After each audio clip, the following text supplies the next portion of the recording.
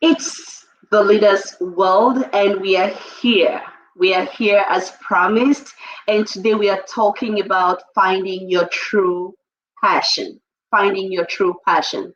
The Leaders World is brought to you by Leaders World Institute, and we exist to build, equip, and train leaders for excellence in the marketplace and in the ministry.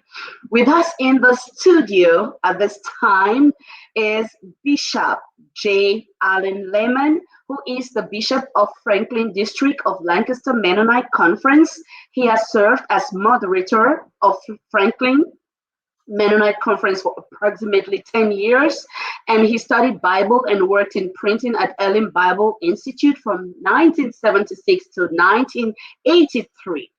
He has pastored Pleasant View Mennonite Church from 1983 to 2012, and he served 2.5 years in Guatemala from 1974 to 76. Ladies and gentlemen, we're talking about more than half a century of wisdom and experience. And Bishop Allen is here with us to speak on finding your true passion. Welcome, sir. Thank you. Thank you for having me. Beautiful. Remember, we are going to be responding to your questions. If you have questions, please don't hesitate to write your questions in the chat. And I always encourage you to come with a pen and book so you can take notes because this information is completely valuable, and you just want to be ready for your next levels. Bishop, our other guest, Dr. Daniel Shu, we are hoping and still praying that he's able to overcome the technical hitches he's having. Because he sent us the message about 10 minutes ago explaining to us what's happening, where he is right now. And he is hoping, he actually told me he's driving to another place to find a solution. And we are really hoping that it works well so he can come on. But guess what? Bishop Allen is here. Bishop, thank you so much for coming again. We're talking about finding your true passion. And I was just wondering, Bishop, is there anything like true passion? I'm of the persuasion that we're going to be passionate about something in our lives.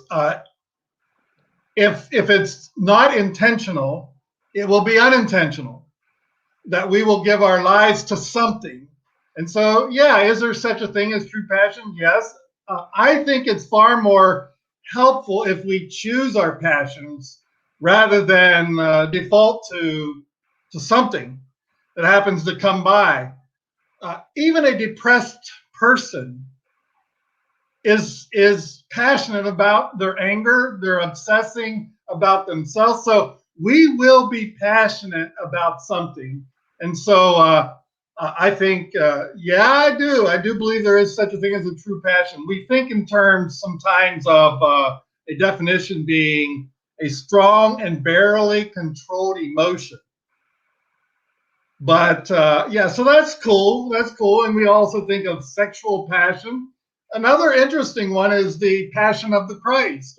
We're entering our Easter season, and we use the word passion to describe the incredible loving nature and the long-suffering love of God for humanity. And so we call that. So it's interesting how we use the word passion. So the bishop opened up there talking about the definition of passion, and of course we will be right back talking about your true passion. What are you born for? Why are you here? And how can you accomplish your vision, mission without that passion? Yeah. Do you really need to identify that passion? At what age do you need to identify that passion? All these kinds of questions and more will be yours. For your corporate and personal needs. Leaders World Institute, changing lives, one leader at a time.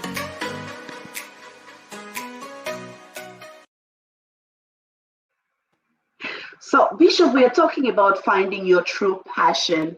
And in conversations, being a student of purpose and passion and understanding what real life is all about, I have my eyes open and my ears open all the time. When I listen to people talk in conversations, I want to hear and hear again what they're actually saying. And many times I hear people talk about the challenge of finding their passion. And sometimes we hear about people maybe being at a job and working at that job for a long time, several years, decades, and you hear them say things like, I hate my job. And I'm asking myself, if you hate the job, why have you been there all these years? What has kept you there? So um, in trying to help us answer these questions, Bishop, what is the relevance of finding your true passion? Would you want to speak into that, sir? Yeah, again, I think if it's by default, we will unintentionally uh, descend into a passion that's less than what we were designed for and created for.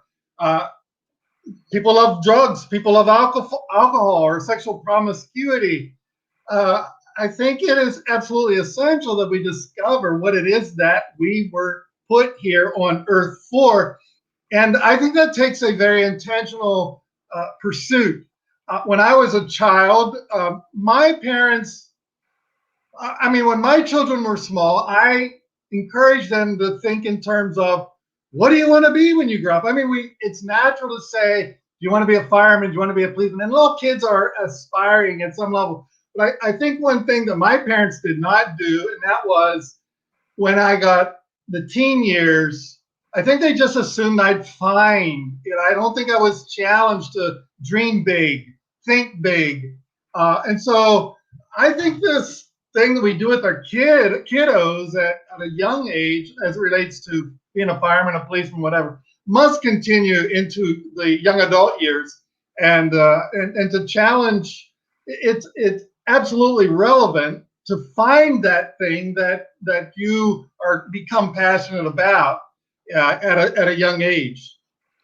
Uh, Listening to you, Bishop, I hear the word intentionality popping up in my brain because you say that we might think that it might just happen by default, but we have to understand that there is a level of intentionality in finding our true passion. And you also said something that some people assume that, well, the child will just find it. I will just find it. Maybe at some point I will just find it. So you are telling us that it has to be intentional, and we don't have to assume. Can you please clarify a little more about that?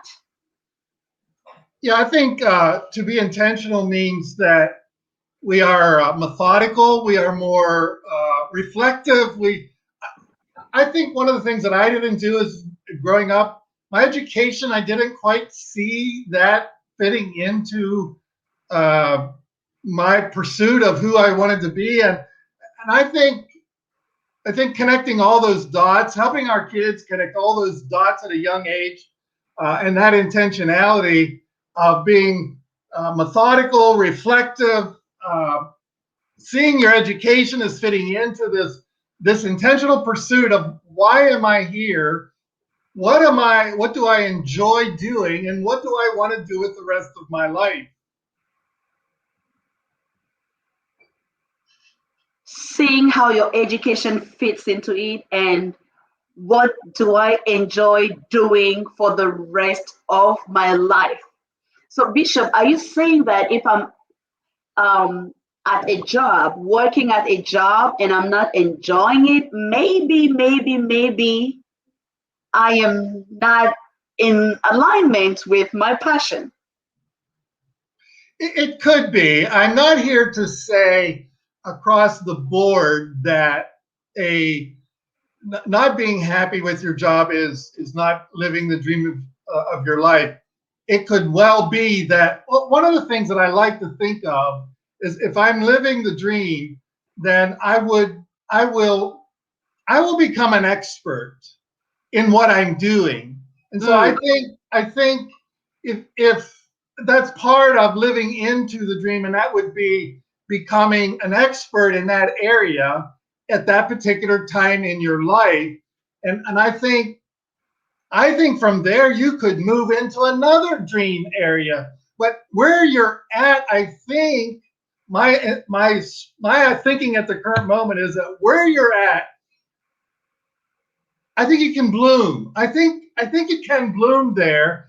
And until maybe this is one way of thinking. I'm not saying it's the only way, but one way of thinking about that is until you find God creating and giving you meaning in that job, maybe then we'll move on to another level of finding.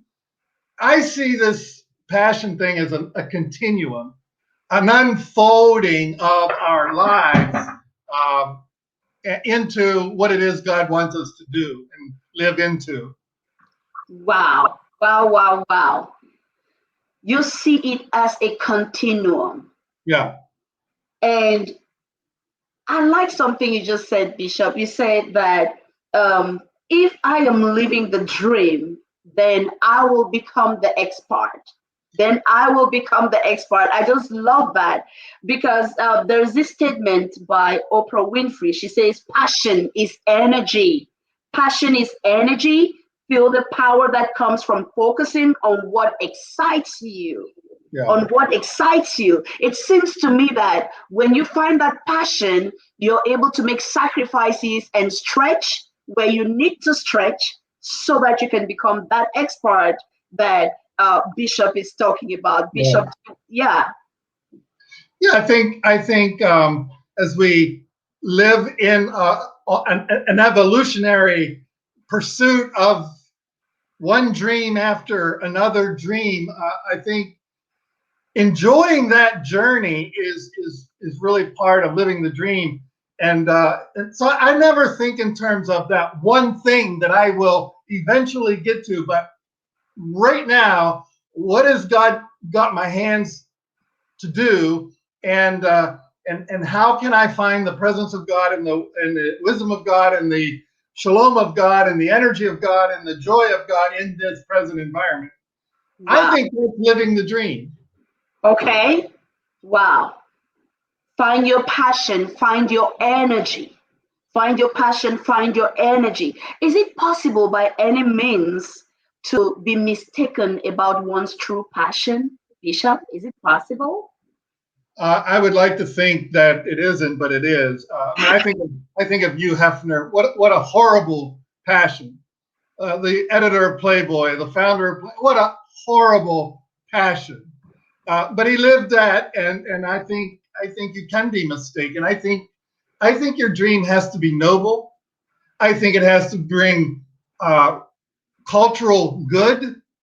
I think it has to be just plain down good for society, for one and for all. And so yeah, you can have a horrible passion that just is degrading rather than constructive and helpful and uplifting of culture, society, or your own well-being. Oh, well, well, well. If you're hearing like I'm hearing, you want to be intentional about finding your passion. Don't assume that it might just fall onto your lap sometime. Who knows? Well, it might happen. What will be, will be. It will just happen. Don't assume. And the bishop is also sharing with us that apart from being intentional about it, the pursuit of your true passion, it has to be noble. It has to be for the good of society. It has to be uplifting because when we talk about passion, we want to be able to delineate exactly and explain exactly what we are talking about. And you use the example of Playboy, and Bishop is sharing with us that to him that was truly mistaken for a true passion? It was a passion, but was it a true passion? It was passion, but was it true passion? Because we are here to talk about finding your true passion. So, is it possible to be mistaken about finding one's true passion? And the bishop just helped us with that. Ladies and gentlemen, like we told you, Dr. Daniel has been working hard to try to connect. He is international speaker, president of Lead Higher Institute and Lead Professional Training. He has trained thousands of executive leaders around the world. He has championed the founding of great leadership organizations. Some of his books are being used in master's programs, in schools, in universities around the world. And ladies and gentlemen, Dr. Daniel is here with us. You're welcome, sir. Doctor, can you hear us?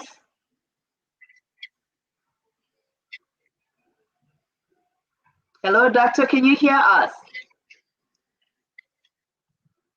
He's still working on that connection, and we are hoping that it's going to work out well. Please, we are ready to get your questions. Today is the day to get the clarity that you need so you can go with speed. Today is the day to get the clarity that you need so that you can avoid the distractions that have been circumventing your progress as far as fulfilling your destiny. If you have questions, this is the time to ask those questions. Bishop, I'm also thinking about gifts and talents, the relationship between gifts, talents, finding one's true passion. Do you want to speak into that, please? I think gifts and talents are everything. I think we need to play into them. I mean, if I like numbers, I'm going to be a teacher. Maybe I'm going to work in an area that is accounting.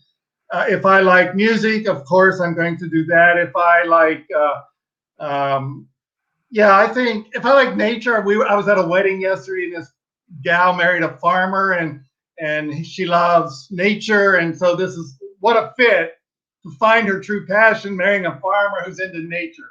So absolutely, this is key to enjoying your preferred future.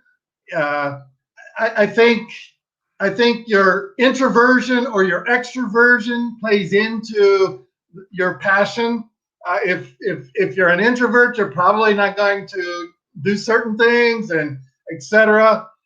So I think your passion needs to fit you like a yoke well. Jesus says, "Come unto me, all ye are heavy laden," or he says, "My yoke is easy and my burden is light." What he means is when you follow me, it fits you just perfect. And so I think our passion is one that will fit our gifts and our talents.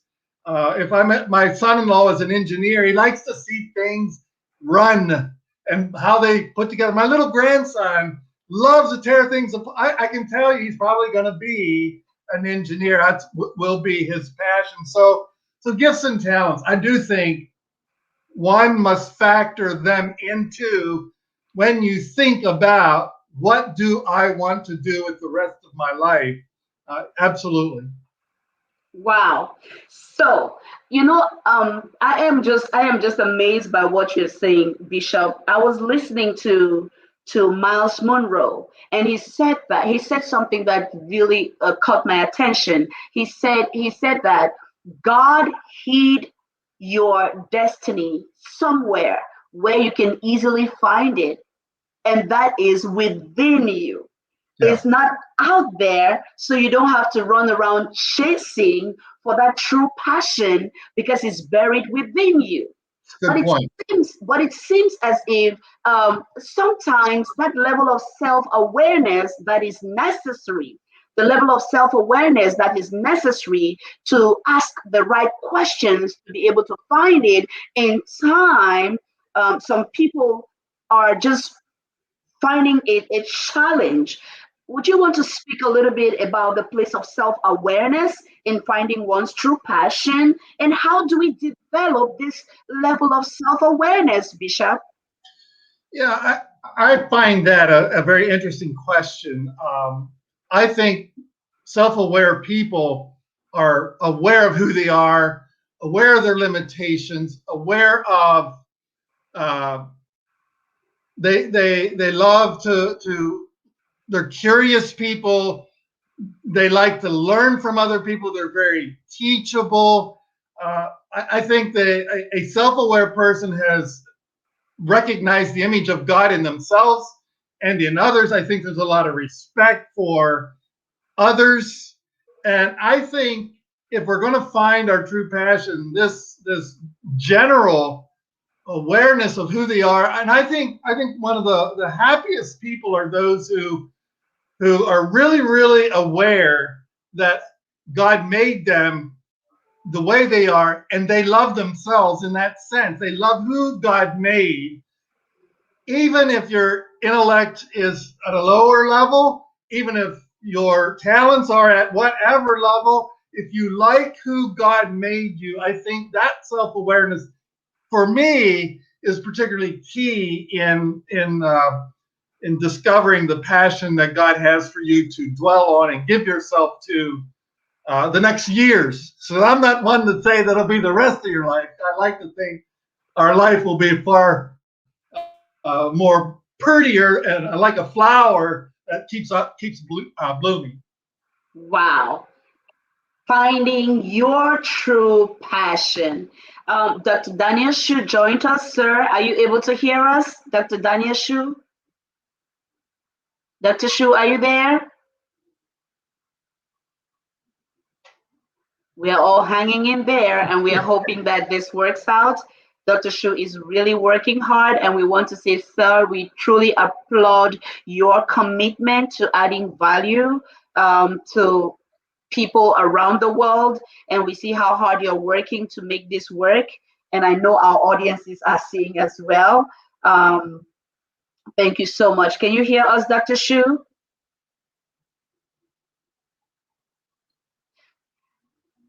So while Dr. Shu is working on that, we'll continue this conversation. And you see, I'm taking down notes. I'm trying to do little summaries to help. That's my job. I'm the mediator. Oh, yeah, that's for those of you who know anything about DISC personality profiling and indicators. I'm a mediator. So I like to help people. I am an encourager. I like to be a bridge. Wait, what am I saying? Did I just find my passion? Helping people here? Sounds good to me. So yeah, so the bishop told us that when you find your passion, it just fits. It just fits. So which means there is not supposed to be any competition and trying to be somebody else. There is not supposed to be any competition trying to be somebody else. We can learn from other people, we can draw inspiration from them, but we must come back to the originality of who we are and be who we are. So I have a couple of questions for you if you're writing. Remember, we asked the question, how can you develop this level of self-awareness? The bishop just spoke some things. Question number one, who are you? Yeah.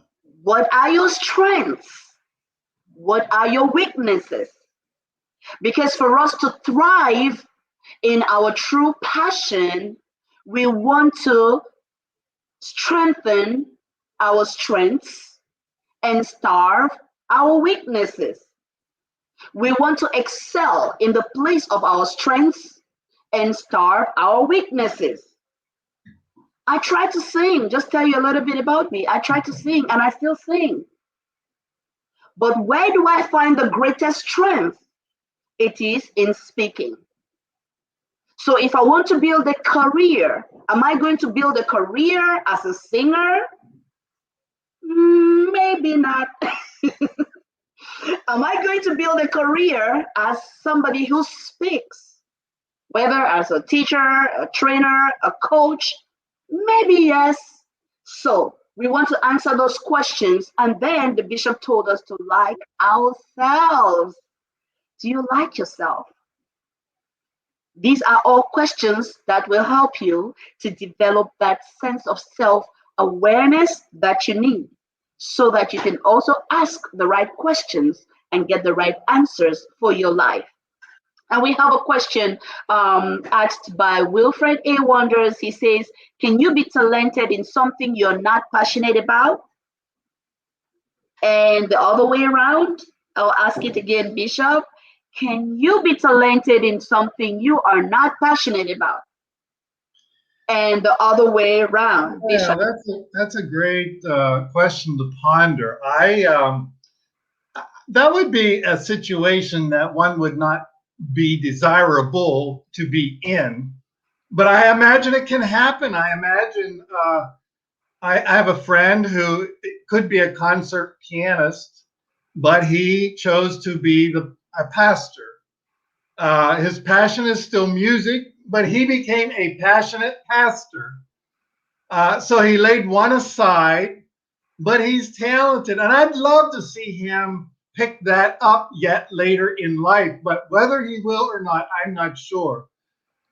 So he laid it aside to pick up what he felt was God's call. So I don't know if I'm answering that question or not, but there's a multitude of experiences that people have that I don't know that one size of a shoe fits everyone.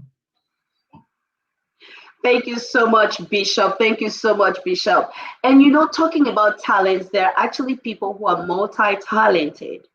But you have to ask yourself, where do my talents meet? Yeah.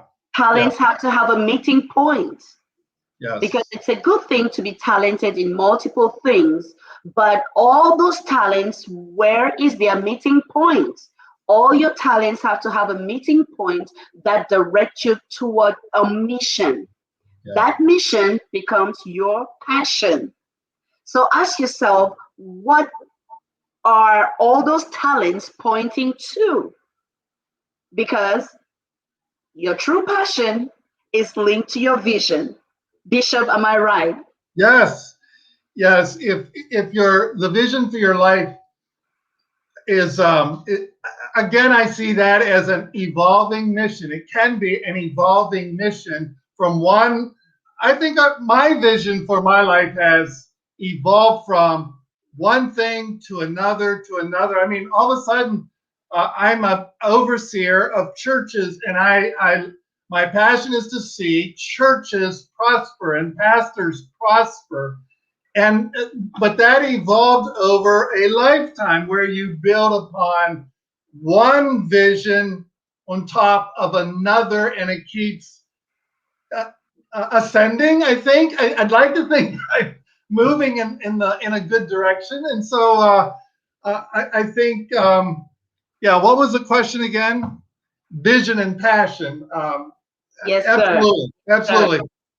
I think that passion then keeps on multiplying, keeps on growing as we become experts, as we become more focused, and as we become more convinced this is exactly what God wants me to do. I think our vision and passion must have some parameters. So good. This is so good. Within the will of God, within that walk with Jesus, but it's like a rainbow. It can open up, and you have choices. And I firmly believe that.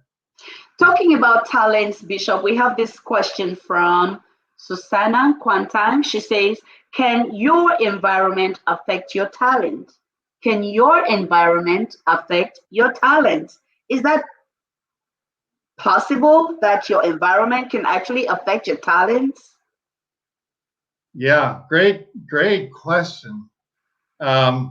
I would imagine so. What do you think, Susan? I think I am actually thinking that it could be a yes and a no. Yeah. A yes in that You are born with talents, but Yes. you have to develop those Yes. talents.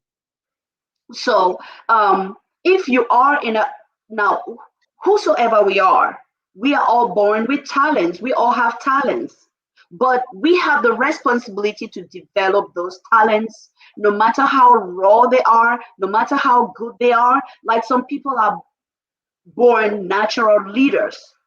Will they just go about driving people around? Well, in the end, they may actually end up destroying everything they're trying to build if they don't build themselves, if they don't develop themselves, if they don't learn how to work with um, other personalities, because you might just drive everybody away. So yes and no, in that I believe that we are born with talents and we all have those talents within us, but we have to develop them. And sometimes what we need to develop those talents might not be found in the environment, but there is always something to begin with. So you can begin with what's in your immediate environment and then grow and transcend out of that into the next level of what you need, because everything that we need is always around us if we look very well. And we cannot go from 1 to 5. Usually is 1, 2, 3, 4, 5. Unless we are doing multiplication, then we can say, okay, it's multiplication, and we understand that it's multiplication and it's 2, 4, 6, 8, 10. So from one level to the other, ask yourself, what do I have in my immediate environment right now? What have I done with it so that I can grow myself and exploit and explore my talents better? And go ahead and ask yourself, have I exhausted everything I have around me right now? Okay, where else can I look? And I want to assure you, most times it's not in the North Pole. It's somewhere closer than you think. What do you think, Bishop? Yeah, I think there are limitations. If we grow up in a dysfunctional family that has it has its limitations, our socioeconomical background has limitations. However, I think, like you're saying, that being a victim is not a good card to play when it comes to your vision and passion for life. Being a victim, I think, is an unhealthy way of going about your life. And so I'm with you, Susan, in that how it's nearby. Let me research. Let me find that person. Let me find that source of funding. So victimhood is not a good way to live our lives, particularly when you're thinking about accomplishing your vision and passion for life. But it's pretty prominent today. Many people are using that as their cop out, I think, anyway, for not succeeding. So you just touched something that I really would like you to echo a little louder, Bishop, about victimhood and how that could actually hinder you from finding your true passion. If I heard you well, you're meaning that we have to take responsibility, absolute Yes. responsibility about this, sir. Could you please speak more a little bit into that?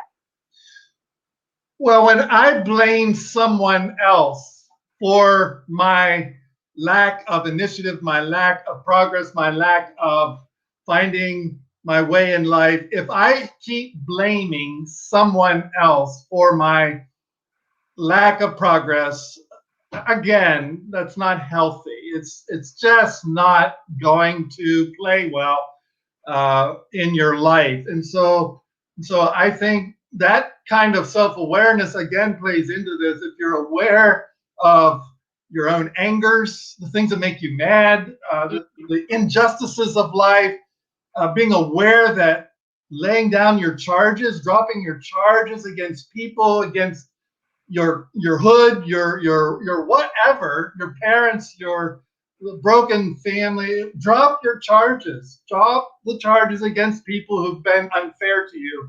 And I think that we're back to self-awareness.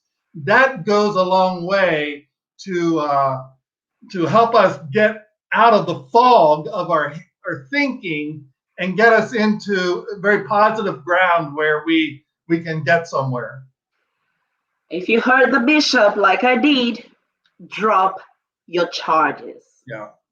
Drop your charges, because they're not going to play out well. No. We're talking about more than 50 years of wisdom and experience, and the bishop is sharing with us, and we'll be right back.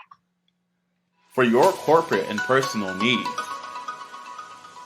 Leaders World Institute, changing lives, one leader at a time.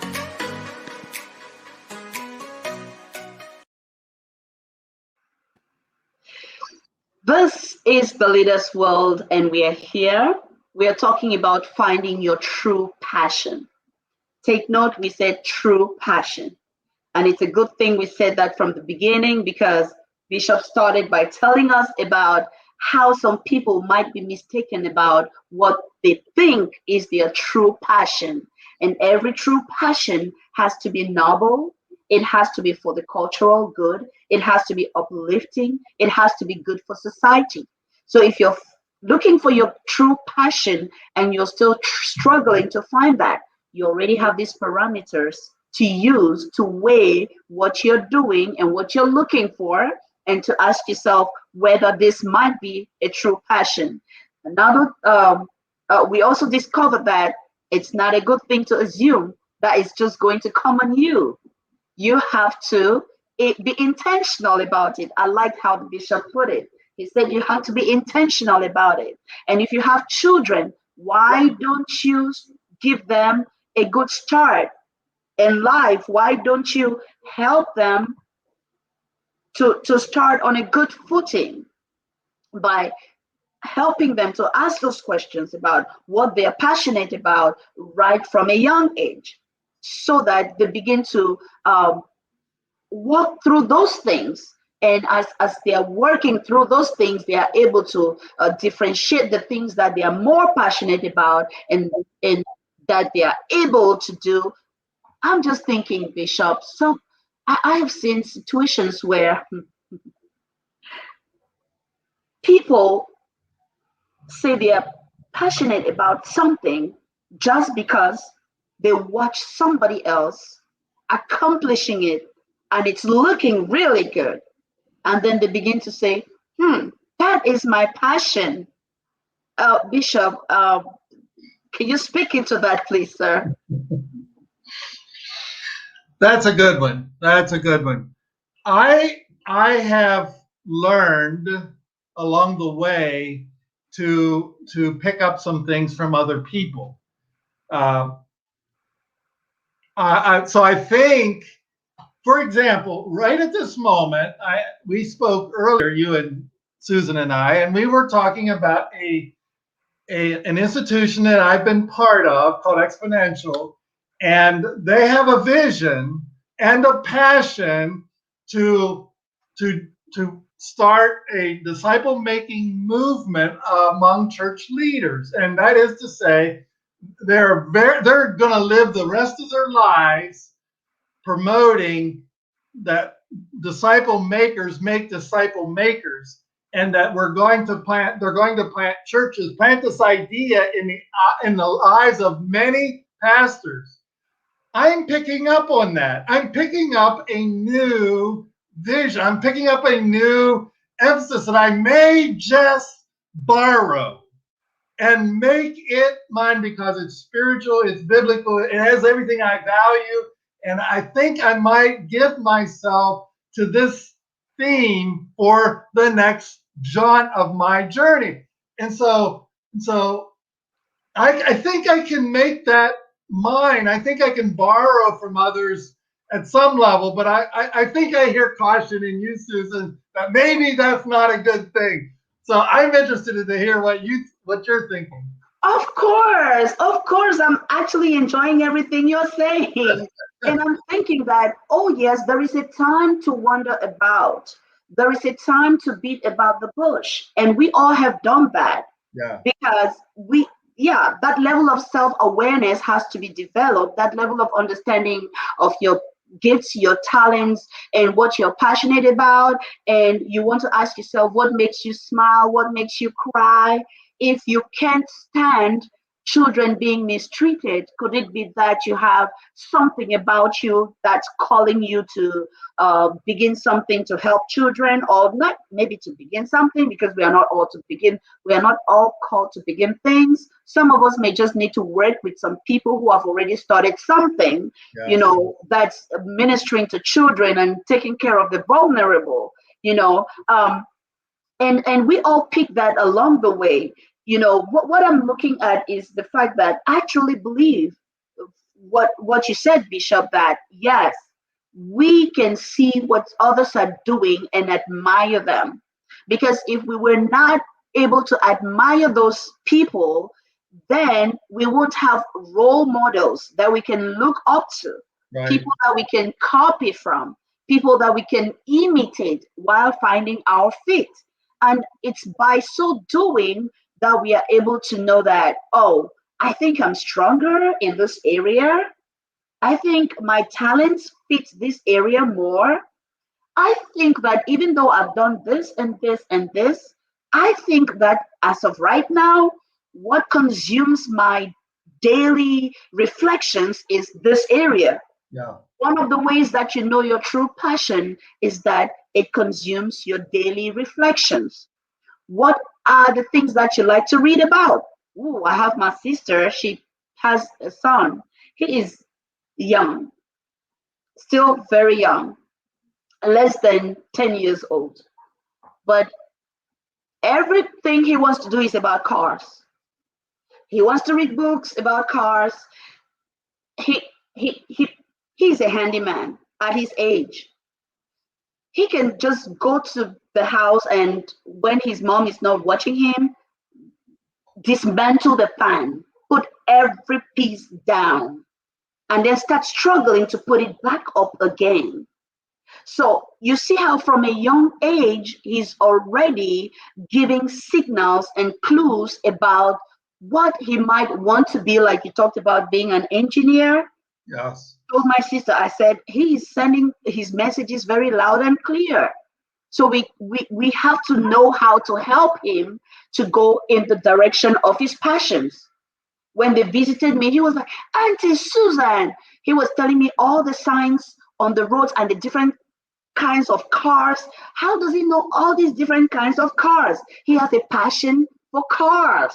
So Yes. what do you have a passion for? What do you like reading about without anybody forcing you? Like, what would you take your money and stock your library with? I'm sure that if I come to the bishop's library, I'm going to see a lot of stuff about church planting and stuff That's like right. that. And That's- yes, if you come to my library, what do you think you'll see? Lots of stuff on personal development and leadership and stuff like that, because I'm passionate about it. I want to know how people can develop themselves and reach out to their full potentials. When I was a sophomore in high school, I picked up a passion on a dime. A guy came to me and said, "Hey, do you want to sign up for printing at the Votech School?" I had never given it a thought of in my life, but I knew one thing. I knew I didn't want to farm. I grew up on a farm. I knew one thing. I said, "Sure, I'll sign up," and I became a printer. I love printing. It developed. I worked at Elam Bible Institute and worked there for 7 years in printing before I became a pastor. So that was part of borrowing and becoming good at it. And I love the smell of ink. Today, I still love ink and the smell of paper and bookbinding and all of that. But I moved on to some other areas of my passion. But that's still there. And were you able to see, Bishop, were you able to see how that was a process for you, and your time spent at the printing press was like part of your journey? Were you able to make that connection? Absolutely. I learned to trust Jesus in the print shop, in the day-to-day grind of running the print shop at Elam Bible Institute. And it was very interesting. I was in Guatemala. I served there for 2 years. And while I was there, I had two things in my head. I'm going to either stay in printing or become a pastor someday. Wait. That was years ago. Years ago. Yeah. And you had two things in your head. Yeah. I was going to be continuing printing because I love printing, or I had the sense that someday I'll be a pastor. So when I came home from Guatemala, I was looking. Wait, Bishop. Yeah. You are going to continue this conversation. All right. Let me just ask our audiences, what are you having a sense of that maybe you're going to become this kind of person? Usually our passions are linked to a vision that seems big, too big for our present circumstances, too big for our current situations, to the point where we might want to discount it and say, oh, that can't be me because that looks big. But what do you have that sense of, like that sneaky suspicion about concerning your future? It might just be that is a pointer to what you're passionate about, and you have to start developing that. It might take years for you to hit it on the nail. But if you begin right now pursuing that, you can be sure that it's taking you somewhere. Remember that it's not found out there. It's found within you. Listen to yourself. Listen to your inner man. Listen to your inside. What is your true passion? What is your heart telling you right now about your true passion? The reason why we miss it sometimes is because we listen to so many voices outside of us, and then we are dragged. Ooh, let me tell a little bit of my story. Bishop, we are coming back to that, your story. Because it just unlocked something, and I really think we have to hear all of it. My first degree is in law. And why do I have a degree in law? It's not because I wanted, okay, all right. My parents wanted me to be a judge. What did I want to be? I wanted to be a journalist. If you're listening, this is a good time to really pay attention. I wanted to be a journalist.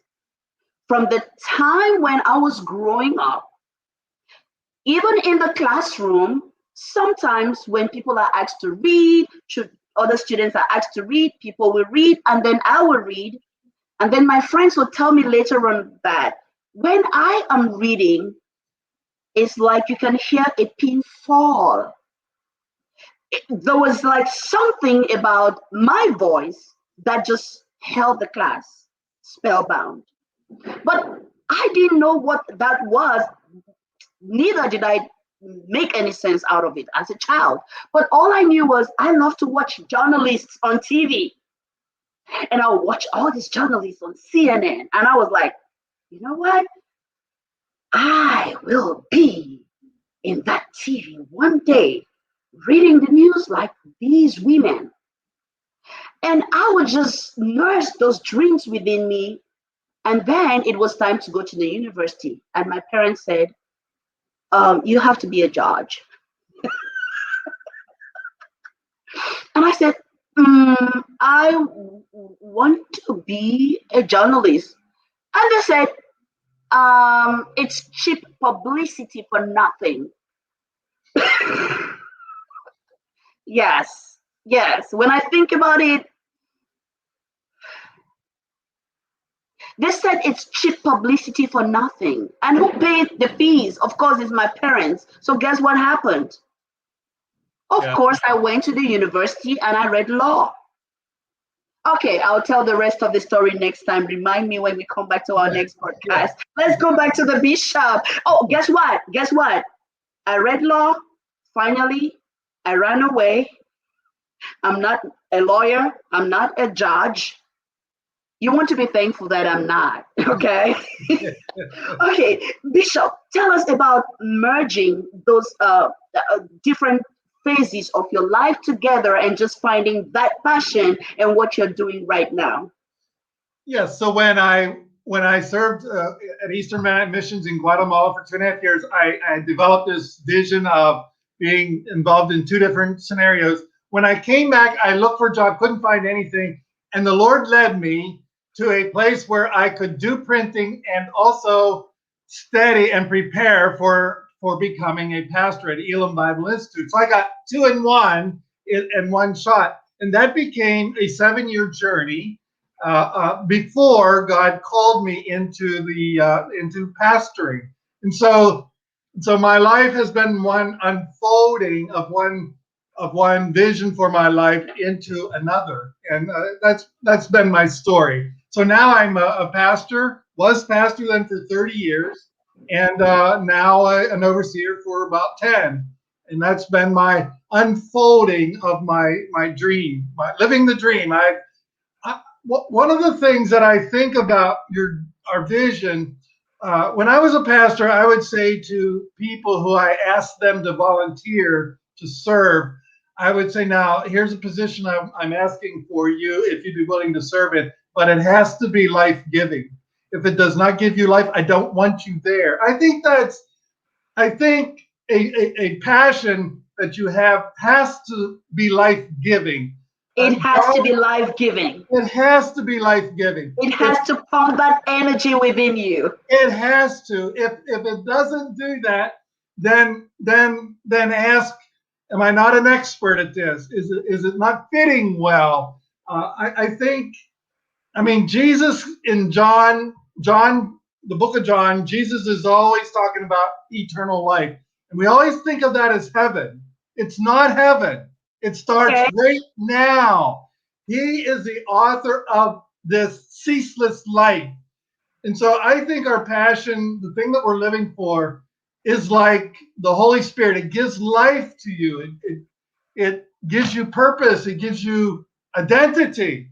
If I were not an overseer right now and you took that away from me, my purpose, my vision right now, I don't know who I'd be. I don't know what I'd become. And so, but I'm going to retire someday way out there, right? And I'll have to deal with that. But it has to be life-giving. I think that's what I really want to say. While talking about retirement, Bishop, we have this personal philosophy that a person on assignment works until until the last breath, because the assignment might metamorphose into another way of doing it. But so long as you're here, it is your assignment. Like, yes.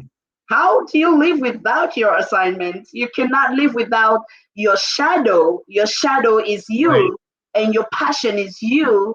And it might just be that you'd have to do it in another way. That's our philosophy. Right. Yes, we don't retire, we refire. We refire in another way, not with the same energy maybe, but with that great wisdom that only experience can bring to the world. Bishop, if I find my passion, like we are talking now, and our audiences are thinking, "Oh, I think this is my passion." Actually, I don't want to beat about the bush no more. I just want to pursue this area of what I now understand is my passion. How can I cultivate that? How can I cultivate that? Fund it, steady it, open yourself up to other people. I think, again, it has to be experiment. I think experiment with it and see what unfolds, see how it evolves like a flower blossoming. And if it does not, then punt, using a football metaphor. Begin to explore and be curious and ask, what lights your fire? What turns you on? What gives you a reason to get up in the morning? What may that be?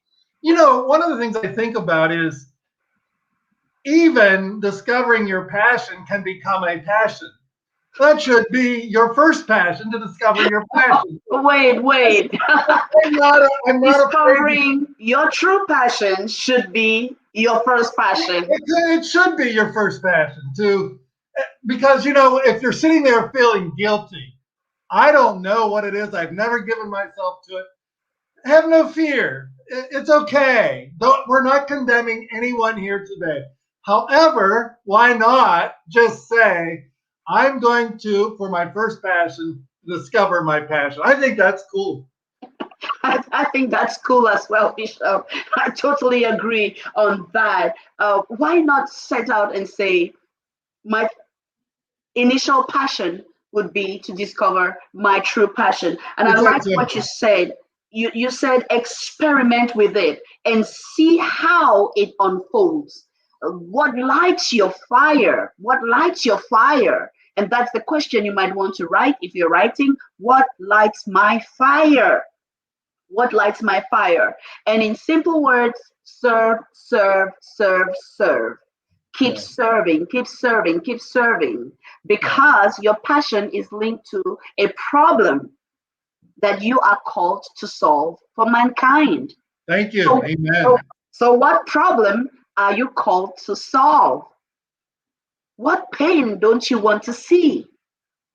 What happiness do you want to encourage no matter what? Bishop, we're running close to the end. The 1 hour has just run by so fast. Your last words, sir, to our audiences. Well, yeah, I didn't give any thought to final profound words. However, That's a good thing, so that it's going to be on the moment, like from your heart. yeah, just push in, push on. If you're young, there's a lot of life left. If you're entering retirement, there's still there can be an addition to where you've been, and I think life has to continue to unfold with our zeal for accomplishing what it is that God has for us.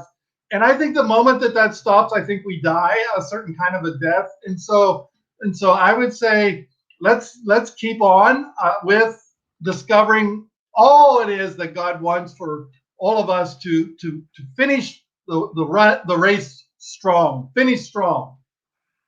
Wow. Keep on, keep the zeal. Ask yourself, what lights my fire? Don't forget to ask what lights my fire. Keep pushing on. It is a continuum. All right? It's not Yes, static. You're not going to say, I found it. Now I'm stuck here. This is it. I'm not, no progress. No, it is a continuum. yes, But it has a path. It has a path, and that path begins with you understanding that it is a passion for you. It might not mean anything to other people, but it means a lot to you. That's what you think about in your quiet moments.